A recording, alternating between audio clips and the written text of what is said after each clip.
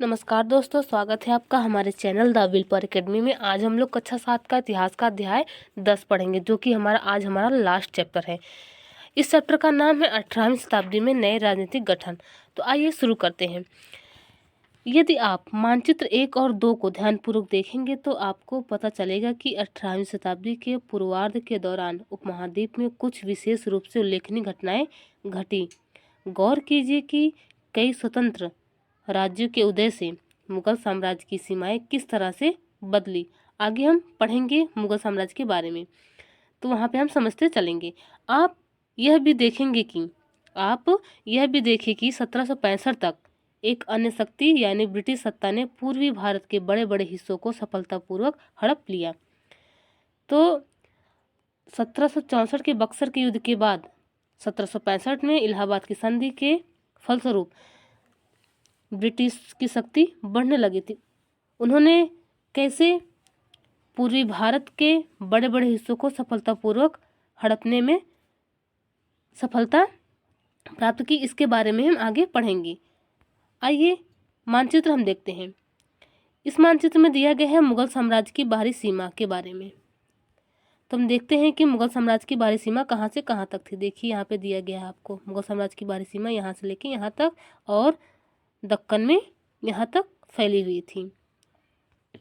आगे हम मानचित्र 2 भी दिया गया है, जो कि यहाँ पे ब्रिटिश नियंत्रण के अंतर्गत आने वाले जो क्षेत्र हैं उनका दिया गया, जो कि 18वीं शताब्दी के मध्य का है। अब देख सकते हैं यहाँ पे ये सारा क्षेत्र जो कि है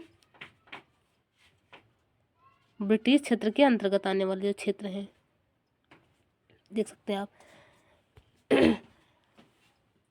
हमें यह दर्शाती है कि 18वीं शताब्दी की एक ऐसी अवधि थी जब भारत में राजनीतिक परिस्थितियां अपेक्षाकृत एक छोटे से समयांतराल में बड़ी तेजी से अचानक बदलनी शुरू हो गई। इस अध्याय में हम 18वीं शताब्दी के पूर्वार्ध, मोटे तौर पर 1707 में जब औरंगजेब की मृत्यु हुई से 1761 तक जब पानीपत की तीसरी लड़ाई हुई के दौरान उपमहाद्वीप में उत्पन्न हुई नई राजनीतिक शक्तियों के बारे में पढ़ेंगे। तो आइए हम पढ़ते हैं आगे। पहले हम पढ़ेंगे मुगल साम्राज्य और परवर्ती मुगलों के लिए संकट की स्थिति। तो देखेंगे कि मुगल साम्राज्य और परवर्ती मुगलों के लिए संकट की स्थिति कैसे बनी। अध्याय 4 में आपने देखा था कि मुगल साम्राज्य अपनी सफलता की ऊंचाई पर किस प्रकार पहुंचा था और फिर 17वीं शताब्दी के अंतिम वर्षों में उसके सामने तरह तरह के संकट किस प्रकार खड़े होने लगे, यानी कि औरंगजेब के अंतिम वर्षों में। ऐसा अनेक कारणों से हुआ। बादशाह औरंगजेब ने जब दक्कन में 1679 से लंबी लड़ाई लड़ते हुए साम्राज्य के सैन्य और वित्तीय संसाधनों को बहुत अधिक खर्च कर दिया। औरंगजेब ने क्या किया था? औरंगजेब ने दक्कन को जीतने के लिए उसने एक लंबी लड़ाई लड़ी, जिससे उसने अधिक मात्रा में सैन्य और वित्तीय संसाधन खर्च कर दिए थे। इससे क्या हुआ? परिणाम स्वरूप उनके जो उत्तराधिकारी थे उनके लिए सैन्य और वित्तीय संसाधन बहुत कम मात्रा में बचे थे, जिससे क्या हुआ? उनके उत्तराधिकारियों का जो शासनकाल था वो कमजोर पड़ने लगा था। औरंगजेब के उत्तराधिकारियों के शासनकाल में साम्राज्य के प्रशासन की कार्यकुशलता समाप्त होने लगी और मनसबदारों की शक्तिशाली वर्गों को वश में रखना केंद्रीय सत्ता के लिए कठिन हो गया था। जब औरंगजेब के उत्तराधिकारी का शासनकाल कमजोर होने लगा तो क्या किया? मनसबदार वर्ग थे वे अलग होने लगे। जो शासक था वो मनसबदारों की बढ़ती शक्ति को अपने नियंत्रण में नहीं रख पाया। सूबेदार के रूप में नियुक्त अभिजात अक्सर राजस्व और सैन्य प्रशासन अर्थात दीवानी एवं फौजदारी दोनों कार्यालयों पर नियंत्रण रखते थे। सूबेदार लोग दीवानी और फौजदारी दोनों मामलों में नियंत्रण रखते थे।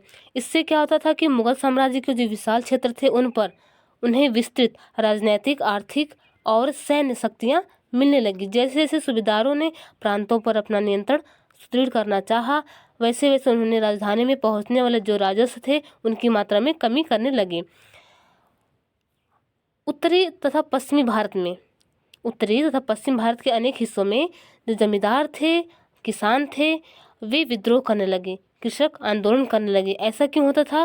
क्योंकि इस विद्रोह के कारण ये है कि वहाँ पे करों की मात्रा बढ़ा दी गई थी। करों के भार के कारण वहाँ पे विद्रोह हो रहे थे, कृषक आंदोलन हो रहे थे, इसलिए वहाँ पे समस्याएं धीरे धीरे गंभीर होती जा रही थी। कभी कभी ये शक्तिशाली सरदारों के द्वारा अपनी स्थिति को सुदृढ़ बनाने की कोशिश से थी। कभी कभी ये शक्तिशाली सरदारों के द्वारा अपनी स्थिति को सुदृढ़ बनाने की कोशिश थी। अतीत में भी विद्रोही समूहों ने मुगल सत्ता को चुनौती दी थी। मतलब प्राचीन काल में जो विद्रोही समूह थे उन्होंने भी मुगल सत्ता को चुनौती दी थी, परंतु अब ऐसे समूहों ने क्षेत्र के आर्थिक संसाधनों का प्रयोग अपनी स्थिति को मजबूत करने के लिए किया। अब क्या करने लगे? जो ये समूह थे उन्होंने आर्थिक संसाधनों का प्रयोग कहाँ पे करने लगे? अपनी स्थिति को मजबूत करने के लिए। जिस तरह से धीरे धीरे राजनीतिक व आर्थिक सत्ता प्रांतीय सूबेदारों, आर्थिक सरदारों व अन्य समूहों के हाथों में आ रही थी, औरंगजेब के उत्तराधिकारी इस बदलाव को रोक ना सके। अब क्या हुआ कि औरंगजेब के उत्तराधिकारी के शासनकाल में जो क्षेत्रीय लोग हैं, जो प्रांतीय सूबेदार हैं, जो स्थानीय सरदार हैं, वे अपना नियंत्रण स्थापित करना चाहते हैं। अब क्या हो रहा है कि जो उसके उत्तराधिकार है औरंगजेब के उत्तराधिकारी हैं, वे अपने सूबेदारों पर, अपने सरदारों पर नियंत्रण स्थापित नहीं कर पा रहे हैं, क्योंकि उनकी सत्ता धीरे धीरे कमजोर होती जा रही है। भरपूर फसल और खाली तिजोरियां। एक तत्कालीन लेखक ने साम्राज्य की वित्तीय दिवालियेपन का वर्णन इन शब्दों में किया है। आइए देखते हैं कि औरंगजेब के उत्तराधिकारियों के शासनकाल के दौरान हो रही घटनाओं के बारे में क्या वर्णन किया गया है। बड़े जमींदार निस्सहाय और निर्धन हो गए। उनके किसान वर्ग में 2 फसल उगाते हैं, लेकिन उन्हें दोनों में से कुछ नहीं मिलता। उनके स्थानीय गुमास्ते एक तरह से किसानों के हाथों में कठपुतली बने रहते हैं, जैसे कि स्वयं किसान अपने ऋणदाता के वश में रहता है जब तक कि वह साहूकार का कर्जा नहीं चुका देता। इस प्रकार संपूर्ण व्यवस्था एवं प्रशासन इतना चकनाचूर हो चुका है कि यद्यपि किसान अपनी फसल के जरिए मानो सोना बटोरता है, लेकिन उनके मालिक जमींदार को एक तिनके का टुकड़ा भी नहीं मिलता। ऐसी हालत में जमींदार सशस्त्र सेना कैसे रख सकते हैं जिनकी उससे आशा की जाती है। वे अपने सैनिकों को जो लड़ाई के समय उनके आगे आगे चलते हैं और घुड़सवार को जो उनके पीछे चलते हैं, पैसा कहाँ से देंगे। इस आर्थिक व राजनीतिक संकट के बीच ईरान के शासक नादिर शाह ने 1739 में दिल्ली पर आक्रमण किया। अब क्या हुआ कि औरंगजेब के उत्तराधिकारी का जो शासनकाल है वो धीरे धीरे कमज़ोर पड़ रहा है। वे अपने अधीन आने वाले जो सूबेदार हैं, जो जमींदार हैं, उनको अपने नियंत्रण में नहीं रख पा रहे हैं और इसकी आवाज़ बाहर तक गूंज रही है, भारत के बाहर तक गूंज चुकी है। जैसे आप यहाँ देख ही रहे हैं, जो कि ईरान के शासक नादिर शाह, वे क्या कर रहा है, दिल्ली पर आक्रमण करेगा 1739 में। तो नादिर शाह 1739 में दिल्ली पर आक्रमण करता है और संपूर्ण नगर को लूट लेता है, क्योंकि उसे पता है कि मुगल शासक उसका कुछ नहीं बिगाड़ पाएंगे, और संपूर्ण नगर को लूट देता है। भारी मात्रा में धन दौलत सब लेकर चलाता है। नादिर के आक्रमण के बाद अफगान शासक, जो कि अहमद शाह अब्दाली नाम है, उसके आक्रमण का तांता लगा रहता है। उसने तो 1748 से 1761 के बीच 5 बार उत्तरी भारत पर आक्रमण किया और लूट मार मचाई। इसके पहले जो मुगल साम्राज्य के शासक थे, यानी कि अकबर, बाबर, इसके अलावा जहांगीर, शाहजहां, इनका जो शासनकाल था वो सुदृढ़ था। वे अपने नियंत्रण में सारी चीज़ों को रखे हुए थे।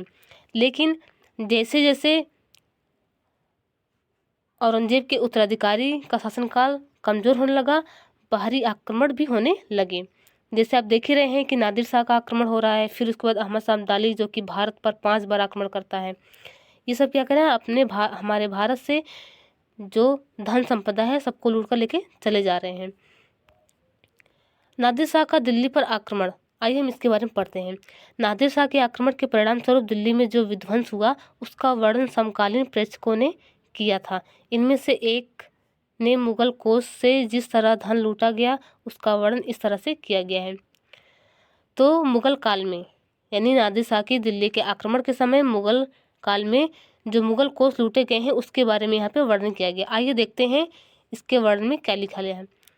60 लाख रुपए और कई हजार सोने के सिक्के, लगभग 1 करोड़ रुपए के सोने के बर्तन, लगभग 50 करोड़ रुपए के गहने जवाहरात और अन्य चीजें ले गए, जिनमें से कुछ तो इतनी बेशकीमती थी कि दुनिया में उनका मुकाबला कोई नहीं कर सकता है, जैसे तख्ते हाउस यानी मयूर सिंहासन। ऐसे ही भारत की चिड़िया नहीं कहा जाता था। भारत में सोने अधिक मात्रा में विदेशी लूट कर लेकर चले गए। एक अन्य वृत्तांत में दिल्ली पर आक्रमण के प्रभाव का वर्णन मिलता है। एक अन्य वृत्तांत में भी दिल्ली के आक्रमण का प्रभाव का वर्णन है। आइए देखते हैं यहाँ पे क्या लिखा गया है। जो कभी मालिक थे अब बड़ी दर्दनाक हालत में आ गए। जिन्हें कभी भरपूर आदर इज्जत दी जाती थी अब प्यास बुझाने के लिए पानी भी नहीं मिलता। अलग अलग पड़े लोगों को उनके कोनों से खींचकर बाहर निकाल दिया गया। दौलतमंदों को भिखारी बना दिया गया। जो शौकीन लोग कभी कभी तरह तरह के सुंदर कपड़े पहनकर पोशाकों का नया नया फैशन चलाते थे, अब नंगे घूमने लगे। यानी कि जो अमीर वर्ग थे अब क्या हो गए, धीरे धीरे जो अमीर वर्ग थे नादिर के आक्रमण से गरीब हो गए, क्योंकि उनका सब कुछ लूट गया। जिनके पास जमीन जायदाद की कोई कमी नहीं थी अब वे बेघर हो गए। नया शहर जो कि शाहजहानाबाद था अब मलबे का ढेर बन गया। नादिर शाह ने तब शहर के पुराने मोहल्लों पर हमला बोला और वहाँ की सारी दुनिया को तबाह कर डाला। ठीक, आगे साम्राज्य पर सब ओर से दबाव तो पड़ ही रहा था। अभिजातों के विभिन्न समूहों की पारस्परिक प्रतिद्वंदिता ने उसे और भी कमजोर बना डाला। ये अभिजात 2 बड़े गुटों में बटे हुए थे। पहला ईरानी और तुरानी यानी कि तुर्क मूल के थे।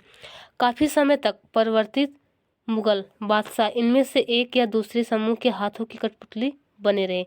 बेहद अपमानजनक स्थिति तब पैदा हो गई जब मुगल बादशाह फर्रुख सियर, जिसका शासनकाल है 1317 से 1319 तक, और आलमगीर द्वितीय, जिसका शासनकाल है 1754 से लेकर 1779 में, इन्हीं के समय प्लासी का युद्ध हुआ था 1757 में, की हत्या हो गई। और 2 अन्य बादशाह अहमद शाह, जिसका शासनकाल है 1748 से 1754 तक, और शाह आलम द्वितीय को उनके अभिजातों ने अंधा कर दिया।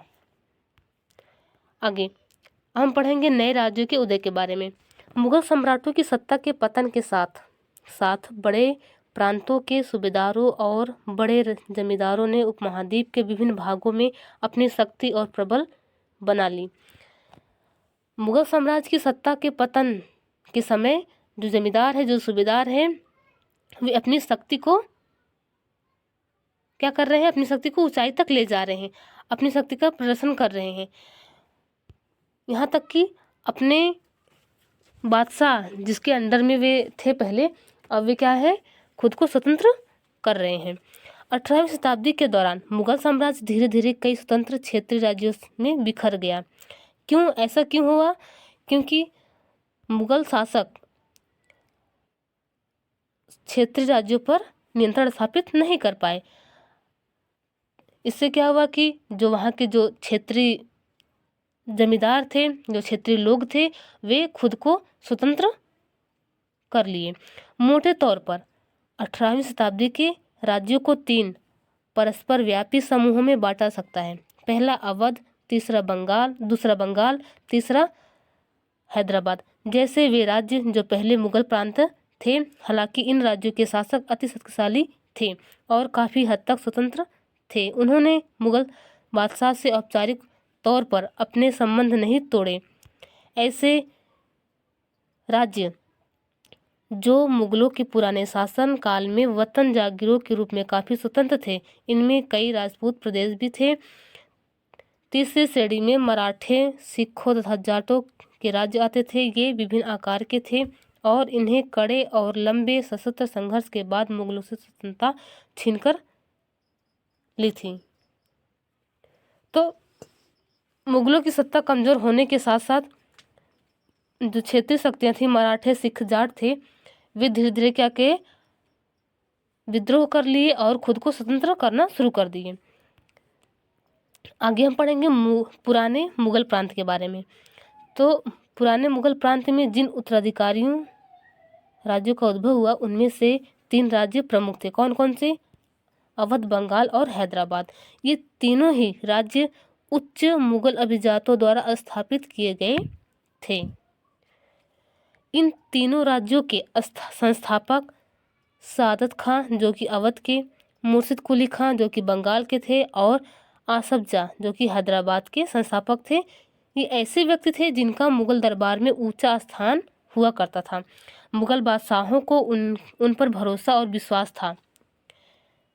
मुगल बादशाह को इन तीनों पर भरोसा और विश्वास था, लेकिन इन्होंने अंत में क्या किया? इन्होंने मुगल बादशाह से अलग होकर खुद को स्वतंत्र कर लिया। वही होता है ना कि जिस पर ज़्यादा विश्वास करो वही धोखा कर देता है। तो यहाँ पे यही हुआ। आसफ जाह और मुर्शिद कुली खां दोनों को 7-7 हजार जात का दर्जा मिला हुआ था। मुर्शिद कुली खां और आसफ जाह को 7-7 हजार जात का दर्जा दिया गया था, जबकि सादत खां की जात का दर्जा 6,000 था। आगे हम इन तीनों रियासत के बारे में पढ़ेंगे। पहला है हैदराबाद के बारे में। तो हैदराबाद के संस्थापक कौन थे? निजामुल मुल्क आसफ जाह, इनका पूरा नाम है, जो कि 1724 से 1748 तक थे, जिसने हैदराबाद राज्य की स्थापना की थी। मुगल बादशाह फर्रुखसियर के दरबार का एक अत्यंत शक्तिशाली सदस्य था। ये जो आसफ जाह था, ये फर्रुखसियर दरबार का एक अत्यंत शक्तिशाली सदस्य हुआ करता था। उसने सर्वप्रथम अवध की सूबेदारी सौंपी गई थी। सबसे पहले ये क्या था? अवध का सूबेदार था और बाद में उसे दक्कन का कार्यभार दे दिया गया था। लेकिन 1720 से 1722 के बीच दक्कन प्रांतों का सूबेदार होने की वजह से आसफ जाह के पास पहले से ही राजनीति और वित्तीय प्रशासन का पूरा नियंत्रण था। दक्कन में होने वाले उपद्रव और मुगल दरबार में चल रही प्रतिस्पर्धा का फायदा उठाकर उसने सत्ता हथियाई तथा उस क्षेत्र का वास्तविक शासक बन गया। देखा आपने परिणाम क्या हुआ? जो शासक का सबसे विश्वास पात्र था वही दगाबाजी कर गया। इसने क्या किया? जो दरबार में चल रही प्रतिस्पर्धा था उसका लाभ उठाकर उसने क्या किया? खुद को स्वतंत्र कर लिया। आसफ जाह अपने लिए कुशल सैनिक तथा प्रशासकों को उत्तरी भारत से लाया था। आसफ जाह ने अपने लिए क्या किया था? सैनिक और प्रशासकों को लाया था। कहाँ से? उत्तरी भारत से। वो भी कैसे थे? कुशल सैनिक थे और कुशल प्रशासक थे, और वे दक्षिण में नए अवसर पाकर प्रसन्न थे। उसने मनसबदार नियुक्त की और इन्हें जागीर प्रदान की। हालांकि वह अभी भी मुगल सम्राट का सेवक था, फिर भी वह काफ़ी आज़ादी से शासन चलाता था। उसने पूरी तरह से मुगल सम्राट से स्वतंत्रता की उद्घोषणा नहीं की। वह अभी भी मुगल सम्राट का सेवक ही बना रहा, लेकिन खुद को स्वतंत्र रखा। फिर भी वह काफ़ी आज़ादी से शासन कर रहा था। ना तो वह दिल्ली से कोई निर्देश लेता था और ना ही दिल्ली उसके कामकाज में कोई हस्तक्षेप करती थी। मुगल बादशाह तो केवल निजाम उल मुल्क आसफ जाह द्वारा पहले से लिए गए निर्णयों की पुष्टि कर दिया करते थे। ठीक, समझ आ गई?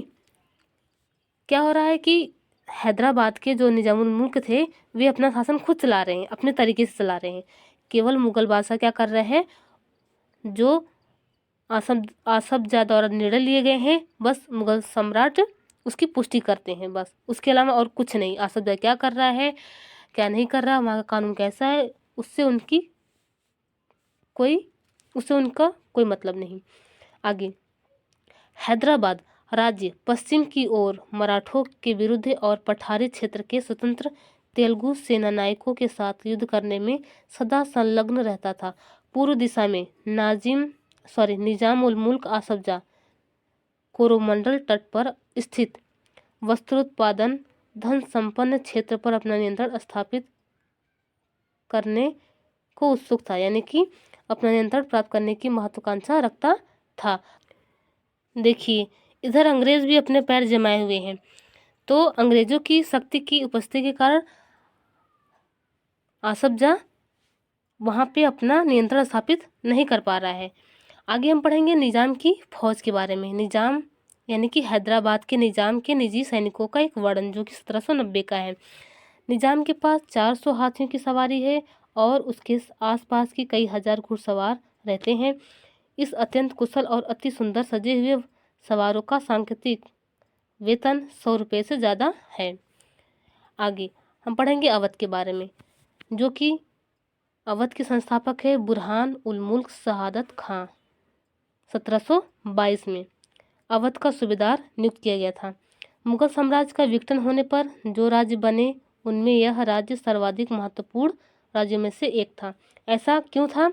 क्योंकि जो अवध था वो गंगा नदी के उपजाऊ मैदानों में फैला हुआ था और यहीं से उत्तर भारत और बंगाल के बीच व्यापार का मुख्य मार्ग भी हुआ करता था।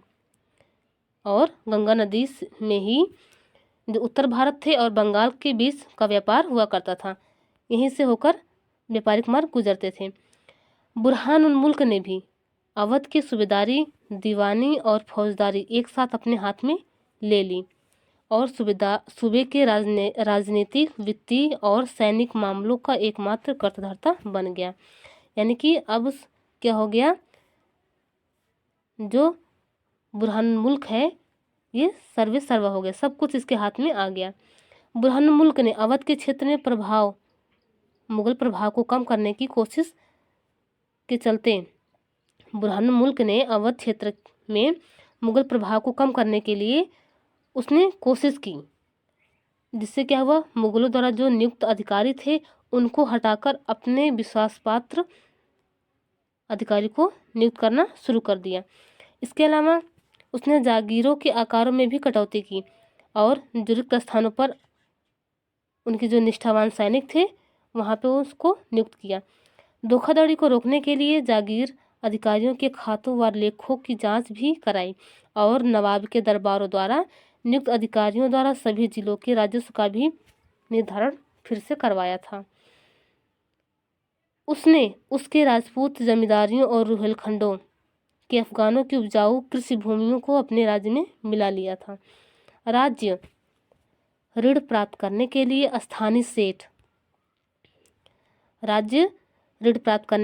उसने स्थानीय सेठ, साहूकारों, महाजनों, यहाँ तक कि इज़्ज़तदारों को दे दिया। इज़्ज़तदार राज्य को एक निश्चित रकम के भुगतान का वचन देते थे। इज़्ज़तदार क्या करते थे, वे राज्य को एक निश्चित रकम देंगे, उस रकम को देने का वो वचन लेते थे। स्थानीय साहूकार राज्य को ठेके पर इस रकम का भुगतान करने की गारंटी देते थे। दूसरी ओर इज़्ज़तदारों को कर का मूल्यांकन करने और उन्हें एकत्र करने की खासी छूट दी गई थी। इन परिवर्तनों के फलस्वरूप साहूकारों और महाजनों जैसे कई नए सामाजिक समूह राज्य की राजस्व प्रणाली के प्रबंधन को प्रभावित करने लगे थे। पहले ऐसा कभी नहीं हुआ था। अब हम पढ़ेंगे बंगाल के बारे में।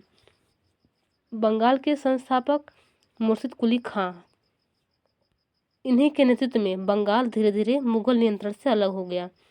मुर्शिद कुली खां बंगाल के नायब थे, यानी कि प्रांत के सूबेदार के प्रतियुक्त थे। यद्यपि मुर्शिद कुली खां औपचारिक रूप से सूबेदार कभी नहीं बना, उसने बहुत जल्द सूबेदार के पद से जुड़ी सत्ता अपने हाथ में ले ली। हैदराबाद और अवध के शासकों की तरह उसने भी राज्य के राजस्व प्रशासन पर अपना नियंत्रण जमाया। बंगाल के मुगल प्रभाव को कम करने के लिए उसने बंगाल के राजस्व का बड़े पैमाने पर पुनर्निर्धारण करने का आदेश दिया। सभी जमींदारों से बड़ी कठोरता से उसने राजस्व नगद वसूला, जिसके परिणामस्वरूप बहुत से जमींदार को महाजन तथा साहूकारों से उधार लेना पड़ा था। जब उसने राजस्व नगद वसूलना शुरू कर दिया तो इसके परिणामस्वरूप क्या हुआ, बहुत से जमींदारों को क्या हुआ, महाजनों और साहूकारों से पैसा उधार लेना पड़ा। जो लोग राजस्व का भुगतान नहीं कर पाते थे उन्हें मजबूरन अपनी जमीन बड़े जमींदारों को बेचनी पड़ती थी। इस प्रकार 18वीं शताब्दी में बंगाल के एक क्षेत्रीय राज्य बन जाने से जमींदारों में काफ़ी बदलाव आया। राज्य और साहूकारों के बीच हैदराबाद व अवध में जो घनिष्ठ संबंध था वह अलवर्दी खां के शासनकाल में बंगाल में भी स्पष्टता दिखाई दिया। उसके शासनकाल में जगत सेठ का साहूकार घराना अत्यंत समृद्धशाली हो गया। अवध के नवाब के शासनकाल में कौन सा घराना फेमस हुआ, जगत सेठ का साहूकार घराना। ठीक, अलवर्दी खां का शासनकाल कब से कब तक था, 1740 से 1756 तक। ये पूछा जाता है कि बंगाल स्वतंत्र कब हुआ, 1740 में। पूछा जाता है कि मुगल साम्राज्य से बंगाल स्वतंत्र कब हुआ, तो 1740 ईस्वी में। आगे यहाँ पे चित्र में आपको दिखाई गया है अलवर्दी खां का दरबार। यहाँ पे देख सकते हैं, यहाँ पे अलवर्दी खां का दरबार है। यदि हम इन राज्यों के अभिलक्षणों पर विहंगम दृष्टि डालें तो हमें उनमें कुछ समानताएं दिखाई देखने को मिलती हैं। आइए देखते हैं कौन कौन समानताएं हैं। प्रथम, यद्यपि बड़े राज्य पुराने मुगल अभिजातों द्वारा स्थापित किए गए थे, जो राज्य स्थापित किए गए थे वे पुराने मुगल अभिजातों के द्वारा ही स्थापित किए गए थे। पहला ये समानताएं हैं, ये अभिजात कुछ प्रशासनिक व्यवस्थाओं के प्रति संदेहास्पद थे जो उन्हें उत्तराधिकारी से मिले थे। विशेषतः वे जागीरदारी व्यवस्था को अत्यंत संदेह की दृष्टि से देखा करते थे। दूसरा, उनके कर प्राप्त करने के तरीके मुगलों से भिन्न थे। कर संग्रह के लिए राज्य के अधिकारियों पर निर्भर न रहकर तीनों राज्य हैदराबाद, अवध और बंगाल ने राजस्व वसूली के लिए इज़दारियों के साथ ठेके पर कर वसूलने के लिए तय किए। तो दूसरा क्या किया इन्होंने जो मुगल साम्राज्य में चल रहे कर वसूलने के तरीके थे उन्होंने उससे अलग काम किया। उन्होंने क्या किया, उन्होंने राजस्व वसूली के लिए इज़दारी को ठेके पर देने के लिए कार्य किया। इज़दारी प्रथा क्या होती थी, जो मुगलों द्वारा पूर्णतः नापसंद की गई थी। इज़दारी प्रथा मुगल पसंद नहीं करते थे, लेकिन जो हैदराबाद, अवध, बंगाल जो स्वतंत्र क्षेत्र थे के शासक थे वे इज़दारी प्रथा को अपनाते हैं। 18वीं शताब्दी में समस्त भारत में फैल गई थी। 18वीं शताब्दी में समस्त भारत में क्या फैल गई थी, इज़दारी प्रथा। तथापि देहात की उनके प्रभाव में क्षेत्रीय विभिन्नताएं भी थी। देहात में उनके प्रभाव में क्षेत्रीय विभिन्नताएं थी। इन सभी क्षेत्रीय राज्यों में तीसरा सामान्य लक्षण यह था कि उनमें राज्य और धनी महाजनों तथा वणिक जनों के बीच संबंध उभरने लगे। ये साहूकार महाजन लोग लगान वसूली करने वाले इज़्ज़तदारों को पैसा उधार देते थे, बदले में प्रतिभूति, जमानत या बंधक के रूप में जमीन रख लेते थे और उनकी जोतों से अपने खुद के कारिंदों के जरिए कर वसूला क्या करते थे। इस प्रकार समस्त भारत में धनाढ्य यानी कि धनी, साहूकार और महाजन की इस नई राजनीतिक व्यवस्था में साझेदारी बढ़ गई। तीसरी समानताएं हमने पढ़ी। आगे हम पढ़ेंगे राजपूतों की वतन जागीरी। यहाँ बगल में लिखा है कई राजपूत शासकों ने मुगलों का अधिराजत्व स्वीकार किया था, लेकिन मेवाड़ एकमात्र ऐसा राजपूत राज्य था जिसने मुगल सत्ता को चुनौती दी। मेवाड़ के राजा कौन थे? राणा प्रताप। यही ऐसा एक क्षेत्र था, ऐसा एक रियासत था राजपूत का जो मुगलों की अधीनता कभी नहीं स्वीकार किया। राणा प्रताप 1572 में उदयपुर तथा मेवाड़ के बड़े क्षेत्र पर नियंत्रण के साथ मेवाड़ की राजगद्दी पर आसीन हुए। राणा के पास मुगल अधिराज्य को स्वीकार करने के लिए कई दूतों को भेजा गया, लेकिन वे अपने निर्णय पर दृढ़ रहे। मुगलों ने कई दूत भेजे कि राणा उनकी अधीनता स्वीकार कर ले, लेकिन राणा ने कभी उनकी अधीनता स्वीकार नहीं की। आगे, बहुत से राजपूत घरानों, विशेष रूप से अंबर और जोधपुर के राजघराने मुगल व्यवस्था में विशिष्टता के साथ सेवारत रहे। जो अंबर और जोधपुर के राजघराने हैं वे मुगलों के साथ क्या रहे? हमेशा सेवारत रहे। बदले में उन्हें अपनी वतन जागीरों का पर्याप्त स्वायत्तता का आनंद लेने की अनुमति मिलती थी। अब 18वीं शताब्दी में इन शासकों ने अपने आसपास के इलाकों पर अपने नियंत्रण का विस्तार करने के लिए अपने हाथ पांव मारने शुरू किए। जोधपुर के राजा अजीत सिंह ने भी मुगल दरबार की गुटी राजनीति में अपने पैर फंसा दिए थे। जोधपुर के जो राजा थे, राजा अजीत सिंह, इनका नाम बहुत सुनने को मिलेगा। इन्होंने क्या किया? मुगल दरबार में जो गुटी राजनीति थी उसमें अपने पैर फंसा दिए थे। इस प्रभावशाली राजपूत घरानों ने, जो प्रभावशाली राजपूत घराने थे, उन्होंने गुजरात और मालवा के लाभदायक सूबों की सूबेदारी का दावा किया। जोधपुर के राजा अजीत सिंह को गुजरात की सूबेदारी और अंबर के सवाई राजा जय सिंह को मालवा की सूबेदारी मिल गई। ये लाइन इंपॉर्टेंट है, याद रखेंगे कि अजीत सिंह को गुजरात की सूबेदारी, वहीं अंबर के सवाई राजा जय सिंह को मालवा की सूबेदारी मिली थी।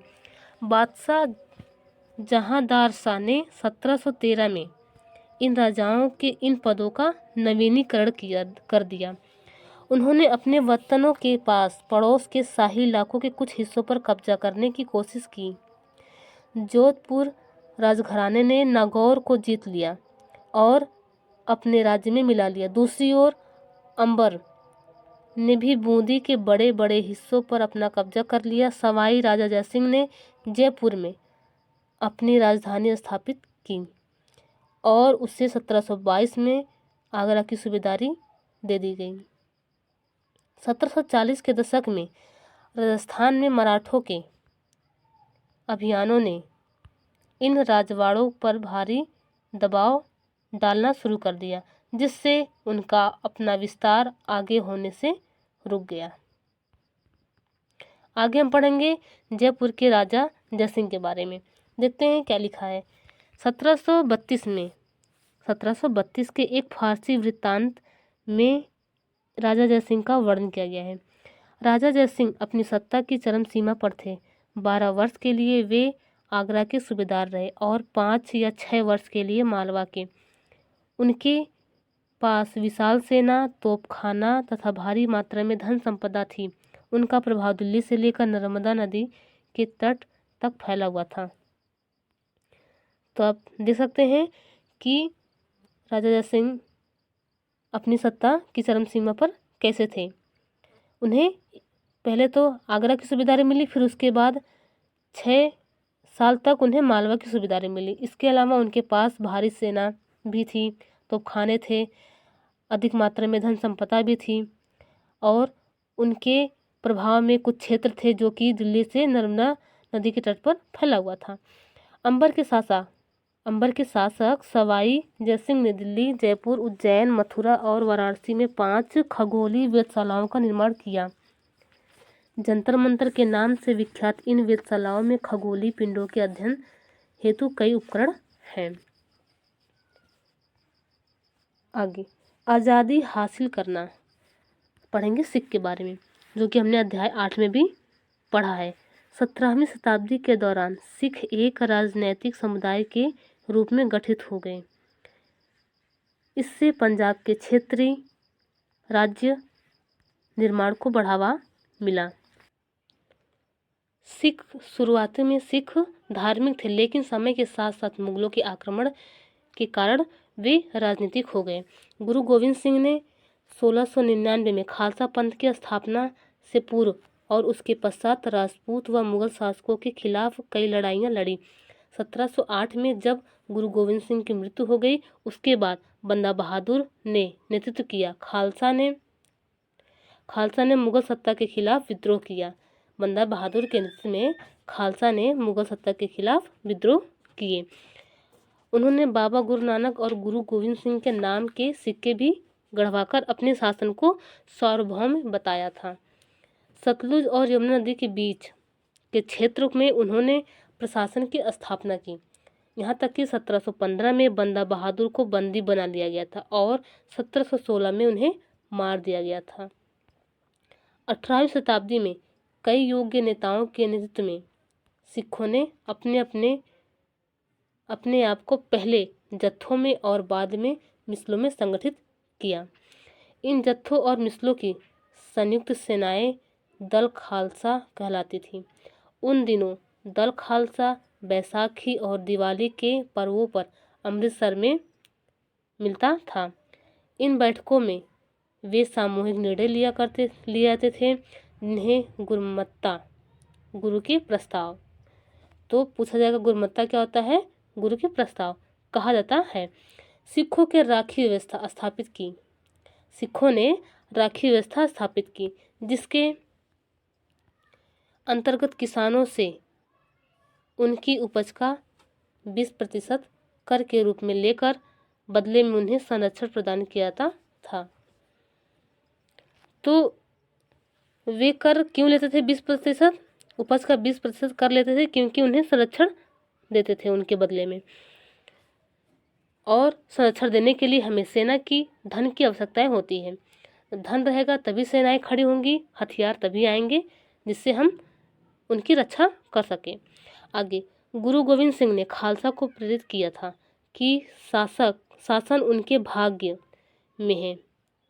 गुरु गोविंद सिंह ने खालसा को प्रेरित किया था, उन्होंने कहा था कि जो शासन है उनके भाग्य में है, यानी कि राजा करेगा खालसा। अपने सुनियोजित संगठन के कारण खालसा पहले मुगल सूबेदारों के खिलाफ और फिर अहमद शाह अब्दाली के खिलाफ सफल विद्रोह प्रकट कर सका।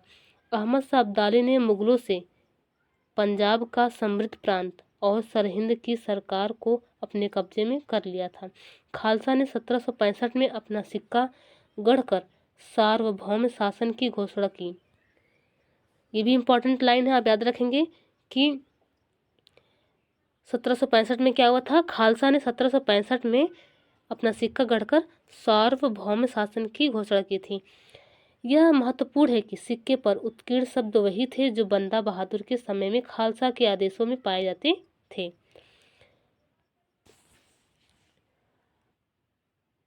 अठारहवीं शताब्दी के अंतिम काल में सिख सिंधु से यमुना नदी तक फैल गए थे, फिर भी ये विभिन्न शासकों में बटे हुए थे। इनमें से एक शासक थे जिनका नाम है राजा रणजीत सिंह, और इन्होंने विभिन्न सिख समूहों में फिर से एकता कायम करने के लिए प्रयास किया और एकता कायम की।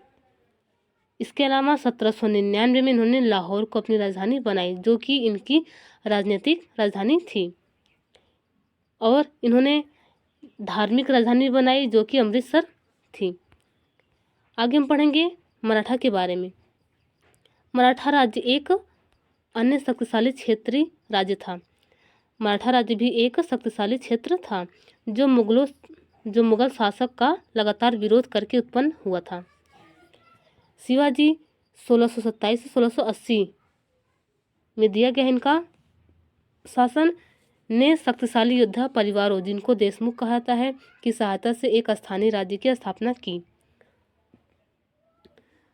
शिवाजी ने स्थानीय राज्य की स्थापना की, जिसका नाम क्या पड़ा? मराठा साम्राज्य पड़ा। तो आगे हम पढ़ेंगे कि अत्यंत गतिशील कृषक पशुचारक जिनका नाम है कुणबी मराठों की सेना के मुख्य आधार बन गए। तो मराठों की मुख्य सेना के आधार कौन थे?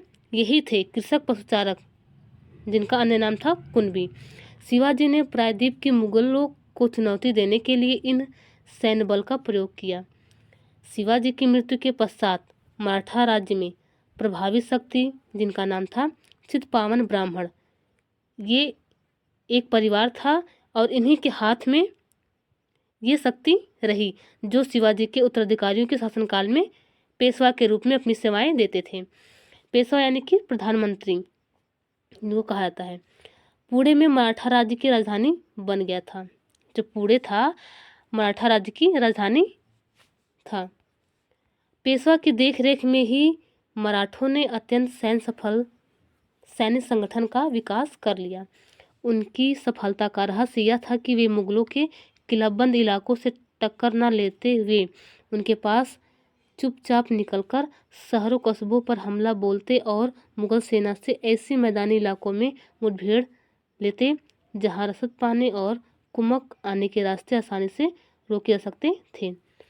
तो शिवाजी का एक युद्ध था छापामार युद्ध। वे इसी युद्ध को अपनाते थे और इन्हीं युद्ध के जरिए उन्होंने कई सारे किले और लूटमार भी की थी।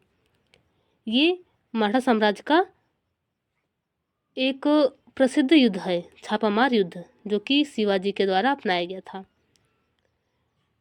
आगे हम पढ़ेंगे चौथ और सरदेशमुख के बारे में। आइए देखते हैं कि चौथ क्या है, सरदेशमुख क्या है। चौथ जमींदारों द्वारा वसूले जाने वाले भू राजस्व की 25% दक्कन में इनको मराठा वसूलते थे। तो चौथ भू राजस्व का 25% होता था और इनको वसूलने वाले मराठे होते थे। इसके अलावा सरदेशमुखी जो कि दक्कन में मुख्य राजस्व संग्रहकर्ता को दिया जाता था और यह दिए जाने वाला भू राजस्व का 9 से 10% वाला हिस्सा था।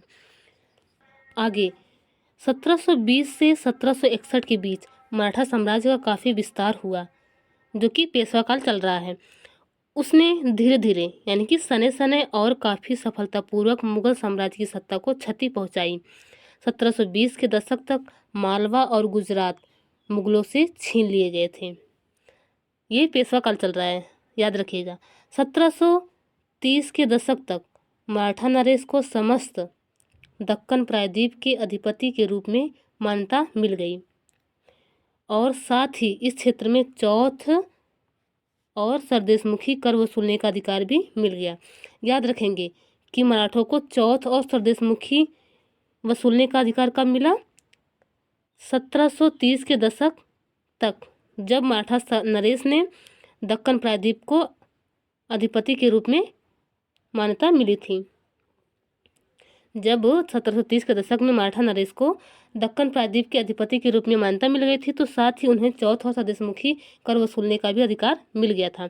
आगे हम पढ़ेंगे 1737 में दिल्ली पर धावा बोलने के बाद मराठा प्रभुत्व की सीमाएं तेजी से बढ़ीं। 1737 में मराठा साम्राज्य ने यानी कि मराठा शासक ने दिल्ली पर धावा बोला, जिससे उनकी सीमाएं क्या हुई? तेजी से बढ़ने लगी। वे क्षेत्र को जीतने लग गए। वे उत्तर में राजस्थान और पंजाब जीत लिए। इसके अलावा पूर्व में बंगाल, उड़ीसा तथा दक्षिण में कर्नाटक और तमिल एवं तेलुगु प्रदेशों तक फैल गए। इन क्षेत्रों को औपचारिक रूप से मराठा साम्राज्य में सम्मिलित नहीं किया गया था। इन क्षेत्रों को जीतने के बाद भी मराठा औपचारिक रूप से अपने क्षेत्र में सम्मिलित नहीं किए, लेकिन मराठा प्रभुसत्ता को स्वीकार करने के तरीके के रूप में उनसे भेंट की रकम ली जाने लगी। साम्राज्य के इस विस्तार से उन्हें संसाधनों का भंडार तो मिल गया। मराठा के साम्राज्य के विस्तार से उन्हें संसाधन का भंडार मिल गया, लेकिन उसके लिए उन्हें काफ़ी कीमत भी चुकानी पड़ती थी। मराठों के सैन्य अभियानों के कारण अन्य शासक भी उनके खिलाफ हो गए। मराठे लोग अपना क्षेत्र विस्तार के लिए सैन्य अभियान करते थे, जिससे क्या हुआ, जो दूसरे शासक थे वे उनके खिलाफ खड़े हो गए और इसका परिणाम क्या निकला? पानीपत का लड़ाई, जो कि 1761 में, जब मराठों ने 1761 में पानीपत की तीसरी लड़ाई लड़ी तो जो दूसरे शासक थे उन्होंने उनकी सहायता नहीं की, जिससे वे हार गए। अंतहीन सैन्य अभियानों के साथ साथ मराठों ने एक प्रभावी प्रशासन व्यवस्था तैयार की। जब किसी इलाके पर एक बार विजय अभियान पूरा हो जाता था और मराठों का शासन सुरक्षित हो जाता था तो वहाँ स्थानीय परिस्थितियों को ध्यान में रखते हुए धीरे धीरे भू राजस्व की मांग की गई, कृषि को प्रोत्साहन किया गया। वे क्षेत्र को जीतने के बाद केवल वहाँ पे भू राजस्व की कर की वसूली ही नहीं करते थे, वहाँ पर अनेक व्यवस्थाएं भी लागू करते थे, कई सारी चीज़ों को ध्यान में रखते थे। जैसे वे कृषि को प्रोत्साहित भी करते थे, व्यापार को पुनर्जीवित भी किए। इससे सिंधिया, गायकवाड़ और भोसले जैसे मराठा सरदारों को शक्तिशाली सेनाएं खड़ी करने में संसाधन मिल सके।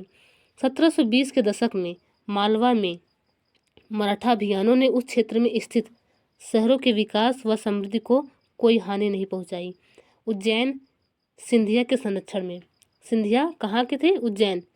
तो उज्जैन सिंधिया के संरक्षण में और इंदौर होलकर आश्रयदाता में फलता फूलता रहा। याद रखेंगे आप कि उज्जैन के कौन थे? सिंधिया, इंदौर के होलकर।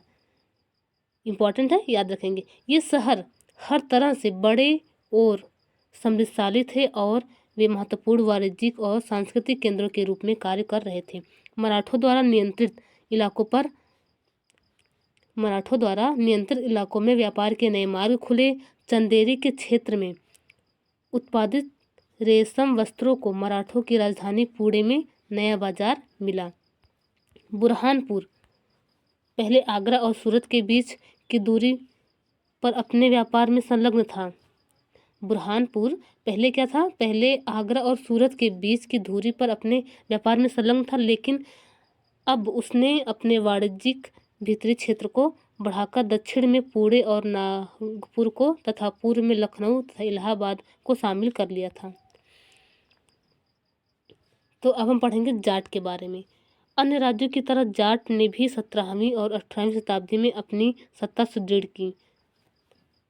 अपने नेता चूड़ामन, जो जाट के नेता थे चूड़ामन, इन्हीं के नेतृत्व में उन्होंने दिल्ली के पश्चिम में स्थित क्षेत्रों पर अपना नियंत्रण कर लिया। 1680 के दशक तक आते आते उनका जो प्रभुत्व था दिल्ली और आगरा के दो शाही शहरों के बीच के क्षेत्रों पर होना शुरू हो गया। वस्तुतः कुछ अरसे के लिए वे आगरा शहर के अभिरक्षक ही बन गए। जाट समृद्ध कृषक थे। जाट क्या थे?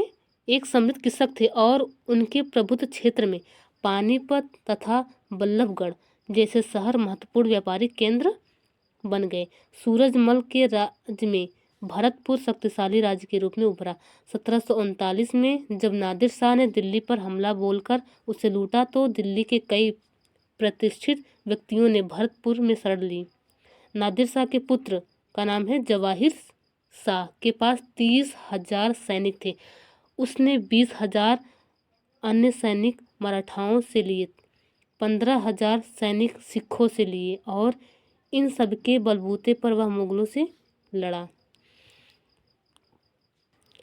जहां भरतपुर का किला काफ़ी हद तक पारंपरिक शैली में बनवाया गया था, वहीं दीग में जाटों ने अंबर और आगरा की शैलियों का समन्वय करते हुए, यानी कि आगरा और अंबर की शैली का मेल करते हुए उन्होंने विशाल बाग महल बनवाया।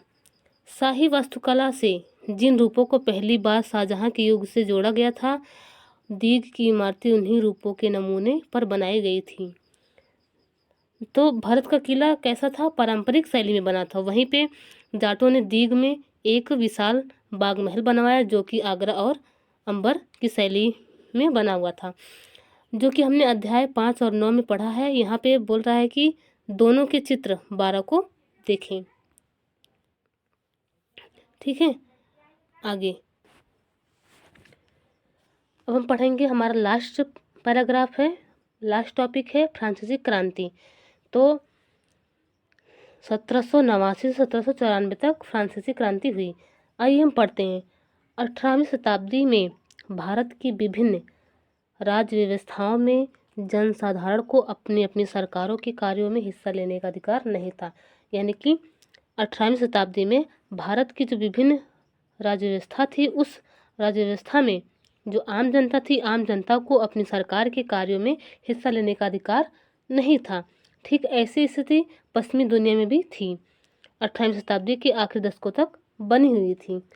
अमेरिकी 1776 से 1781 और फ्रांसीसी क्रांतियों ने इस स्थिति को और साथ साथ अभिजात वर्ग के सामाजिक व राजनीतिक प्राधिकारों को चुनौती दी। फ्रांसीसी क्रांति के दौरान मध्य वर्ग, किसान और शिल्पकार ने पादरीगण और अभिजात के विशेषाधिकार के खिलाफ लड़ाई लड़ी थी। फ्रांसीसी क्रांति के दौरान किसने लड़ाई लड़ी? मध्य वर्ग, किसान और शिल्पकारों ने। किसके विरुद्ध? पादरीगण और अभिजातों के विरुद्ध, उनके विशेषाधिकारी के खिलाफ की लड़ाई लड़ी थी। उनका यह मानना था कि समाज में किसी भी समूह के जन्मसिद्ध प्राधिकार नहीं होने चाहिए। बिल्कुल ठीक है, किसी भी समूह के जन्मसिद्ध प्राधिकार नहीं होने चाहिए, बल्कि लोगों की सामाजिक स्थिति, योग्यता पर निर्भर करनी चाहिए। फ्रांसीसी क्रांति के दार्शनिकों ने यह सुझाया कि सभी के लिए समान कानून, समान अवसर होने चाहिए। दार्शनिकों ने कहा था, फ्रांसीसी क्रांति के जो दार्शनिक थे, उन्होंने यह कहा था कि सभी के लिए समान कानून और समान अवसर होने चाहिए। उनका यह भी कहना था कि सरकार की सत्ता लोगों से बननी चाहिए। जनता को सरकार के कार्यों की भूमिका अदा करने का अधिकार होना चाहिए। फ्रांसीसी और अमेरिकी क्रांतियों जैसे आंदोलनों ने धीरे धीरे प्रजाओं को नागरिकों में बदल डाला। नागरिकता, राष्ट्रीय राज्य और लोकतांत्रिक अधिकारों के विचारों ने भारत में 19वीं शताब्दी के अंतिम दशकों से जड़ पकड़ी। नागरिकता, राष्ट्रीय राज्य और लोकतांत्रिक अधिकार के जो विचार थे, भारत में 19वीं शताब्दी में आई थी। ठीक है, तो हमारा चैप्टर यहीं पे समाप्त होता है। आज के लिए बस इतना ही। कल हम लोग देखेंगे इसी चैप्टर का प्रश्न अभ्यास।